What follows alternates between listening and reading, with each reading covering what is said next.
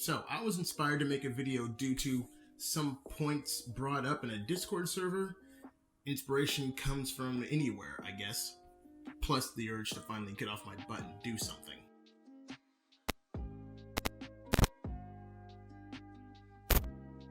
So, Star Wars The Old Republic is on Steam now. Congratulations, Star Wars The Old Republic, you made it to the Mile High Club. Well, I guess? I mean, there are plenty of other MMOs on Steam, right? But it has a leg up because it has Star Wars in the title. Me personally, though, I'm kind of scared for this game.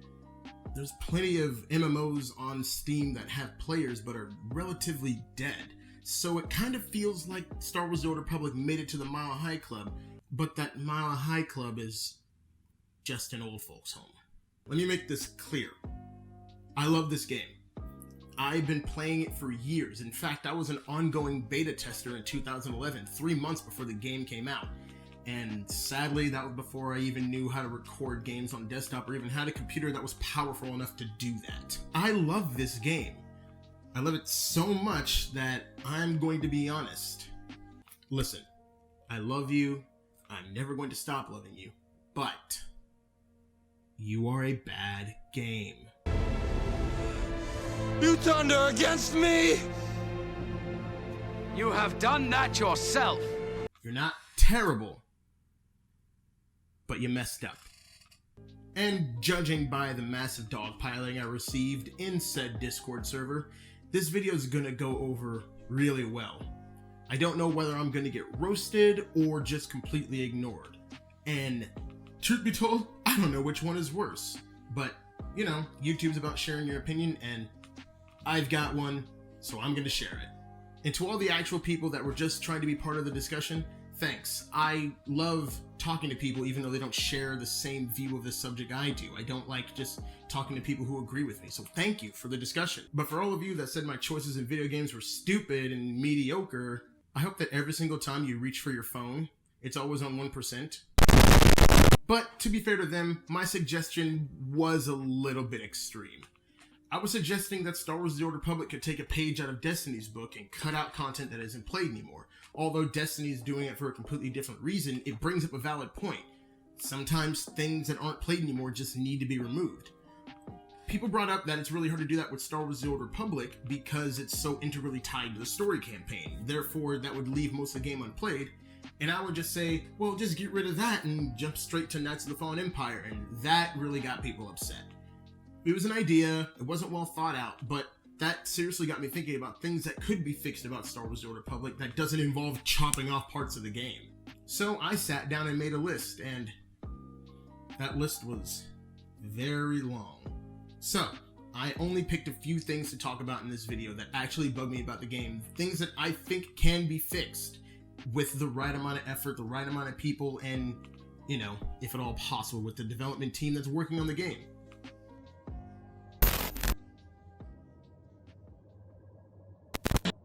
Star Wars The Old Republic is 9 years old this December, and with 8 different class storylines, flashpoints, raids, battlefields, PvP arenas, and everything, there's plenty of stuff for players to play through, especially if you're new. There's never nothing to do if you're new to the game, but that's if you're new to the game.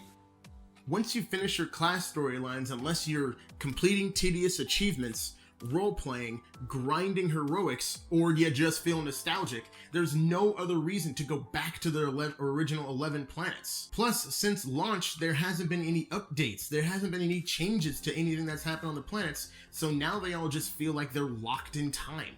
Especially the starting planets of Tython, Korriban, Hutta, and Ord Mantell. There's absolutely no reason to ever go back there once you've completed your class storyline. Coruscant is the center of the galaxy, it's the core of Republic politics, and it's where everyone in the Republic eventually ends up. If you're born in the Republic, you go to Coruscant. Dromund Kaas is the seat of Imperial tyranny. It's where the Dark Council and the Emperor are. It's where there's like this nexus of dark side power. They built up plenty of story with these planets. If you look at Coruscant, it hasn't even began to finish being rebuilt since the sacking of Coruscant that we saw in the Deceived trailer. It's been 20 years in storyline, and yet this crane is still sitting right there, rebuilding that one building. Sidebar, why aren't the capital planets of each faction their hub worlds? Why do we have two identical stations with the only distinguishing factor that they're mirrored and upside down? Why is that the hub? Doesn't it make sense that the seat of Republic power be the hub world for all the Republic classes, and the Imperial Citadel on Drummond Kos be where all of the Imperial faction players end up? Why aren't they the hub worlds? That seems like a grave oversight, and I have no idea why it took me 9 years to realize this. Am I blind? Am I crazy? The game's storyline has had multiple instances of places being attacked and destroyed, but we never get to see any of the repercussions of that. On the Korben incursion flashpoint, there's a time where you fight someone who was a major quest giver if you played the Imperial storyline. He was a boss fight, but we never see the repercussions of any of that later on in the story. You never see what happens to the Jedi Academy after the Empire attacks Tython. We know of the repercussions, but we never see them. The closest thing we got to seeing any repercussions or outcomes of anything that actually happened in the game world was when Knights of the Fallen Empire came out and you got to see all the star fortresses in the sky above the planets. But other than that, everything on the ground just went on as business as usual. There were actual talks with NPCs about Zakuul collecting tariffs from the Empire and the Republic to keep them protected from Zakuul, but we never see like checkpoints with Zakuul Knights set up, or areas where you can't go because you're part of the Alliance and you're not allowed to go there unless you get insta-killed. We never see areas where there's Zakuul patrols going around where we can actually interject and maybe get something from them. There's never this dynamic feeling of storytelling. Everything just feels locked in time. People have said that they can't change anything about the planets because they're so integrally tied to the class storylines.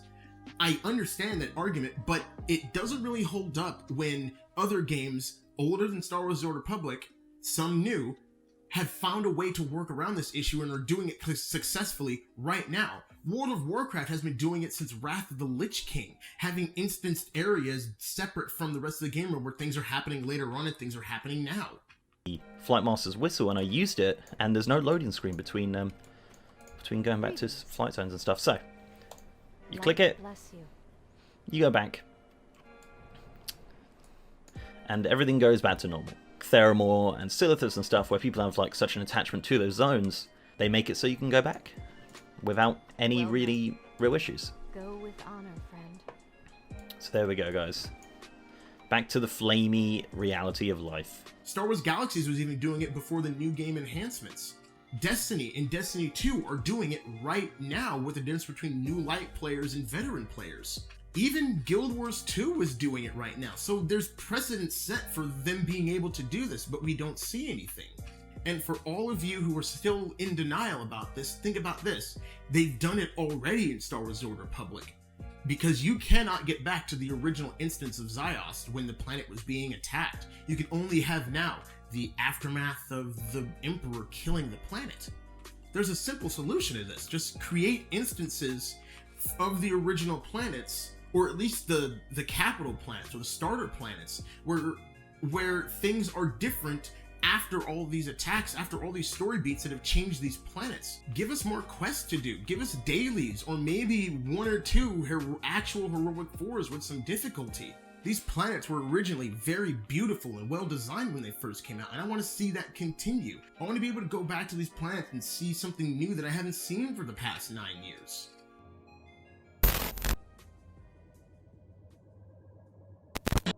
Speaking of classes in Star Wars: The Old Republic, we have to talk about them, but can't go too deep because that is a really detailed and complex subject, and I don't want to cover that in one short video. That's something I want to save for later on down the road. I did have an idea for a trader class that would do things by collecting super rare materials from like end-game activities like dailies and raids and hard mode flashpoints and stuff like that. And the combat aspect of them would be more of a buff and support class rather than actually fighting. Maybe they would craft turrets or craft defenses or be able to put down things like cover and stuff for maybe the smuggler and the operative class and the sniper, stuff like that. It was an idea. I haven't exactly thought it out yet, but I do actually want to do a video on that where I sort of construct a non-combat focused class of Star Wars: The Old Republic? Let me know in the comments if you want to hear some ideas. But the ideas I did have are about fixing what we have now and adding to it. One thing that needs to be fixed in Star Wars: The Old Republic is that the proficiency system is too simple, and our stats for our characters are too incredibly simple. If this is an RPG, let us build our characters like an RPG. Give us back our stats and let us dump specific things on the skill tree into what we want to stack. Help us get gear that we want to stack other stats in other than mastery. Because if mastery is the only one that matters, why do we need all the other stats? Mid-editing, slightly tired version of Darth Eros, someone actually informed me that mastery isn't the most important skill to dump in your character anymore, because it really takes care of itself and it gets capped. But that the ones you need to really pour stats into are, hold on, let me see what they said real quick. Accuracy, alacrity, and crit, which makes sense, but I think my point still stands on the fact that only having really necessarily 3 stats you need to dump points into when it comes to gear and armor is very limiting for the gear and skill system, and something more diverse and more customizable with something that would bring a little bit more to the character creation side of the RPG that we're trying to build with Star Wars: The Old Republic. That's just a thought in addition to that, so I wanted to make a correction about the mastery being the only stat you had to dump into. So give us a better skill tree. Let us go back to multi-classing a little again. The discipline system that we had before was really kind of bare bones, but it was more interesting. The classes that are in Star Wars: The Old Republic right now, they're fun, they really are, but they feel really, really simple. Building a character with a proficiency system really feels limiting, and it already makes the game's pool of only 4 classes seem really just not diverse enough. Yes, 4 classes, not 8. Just because the commandos and the snipers get 2 different weapons, we have to admit the fact that a commando is just a soldier version of the mercenary, and the sniper is just a spy version of the smuggler, but they're necessarily the same class. Star Wars Galaxies in 2005 with the new game enhancements had 9 classes, including 2 expertise classes. And 2 of those classes were non-combat focused, including the entertainer and the trader. Yes, it is a completely different style of game and with a different feel, but they are trying to capture the same spirit that Star Wars: The Old Republic is trying to capture right now. Star Wars: The Old Republic needs at least 1 new class and a new way to experience the game and how we play.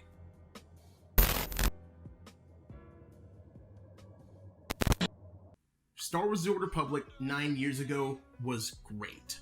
Not perfect, but great. Back then I never thought I'd be making a video like this, but we have to step back and acknowledge the fact that SWTOR is really stagnant. It's a bad game, but that doesn't mean it's horrible, and that doesn't mean it's unsalvageable. It still has the potential it had at launch, but we just have to find it again. And I know a lot of people are going to get upset at this comparison, but this points out something that helped a game that was struggling. In 2018, Bungie got a group of all its community, including content creators and some non-content creators, and sat them down and spent 2 days at Bungie's headquarters talking about the game. What was wrong, what was good, what needed to come back, what needed to be fixed, and they held nothing back. As a result, about a year later, in fact less than that, we got one of the best expansions in Destiny's history, to the point where its expansion can only be compared to one that came before it. If you were to ask 2 veteran players of Destiny and ask them what was better, the Taken King or Forsaken, you'll get 2 very different responses, 2 very different reasons as to why which one was better. With Forsaken, we got new destinations, 2 of them in fact, new subclasses, new weapon system, armor had perks again. We got new activities, and we got an annual length of new activities. Everything that made Destiny great was back. And as a result, they went from 9.8 million players to over 11 million players. And right now, the game is at 28 million worldwide players across PC, Xbox, and PS4. And active daily numbers are in the 1.5 million range. Destiny is an MMO!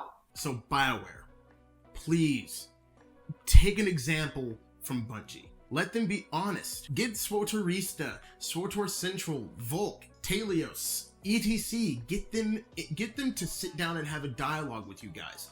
And I promise you, listen to them, act on them, and this game will be legendary again.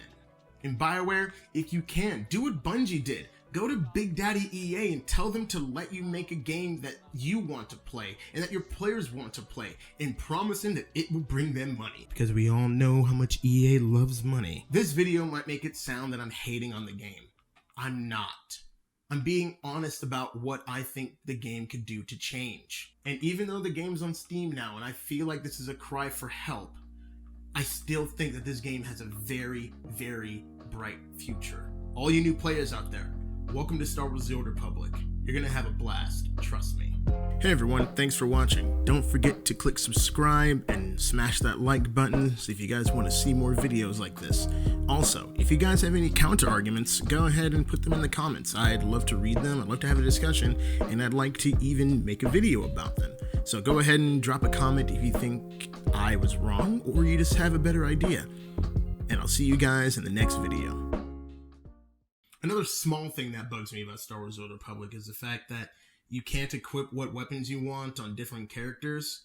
It's like if you pick up a sword, you may not have been trained like a kendo or kenjutsu master, but you can still swing a sword, at least in a way that you can, if someone were to get close enough and they don't know what they're doing, you can hit them enough. You can hit them with someone. Even Obi-Wan, in episode 3, when he was fighting Grievous, he hated blasters, but he was still able to and shoot Grievous.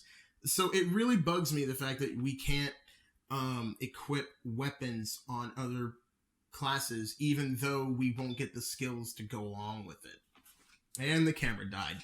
Ah, amazing!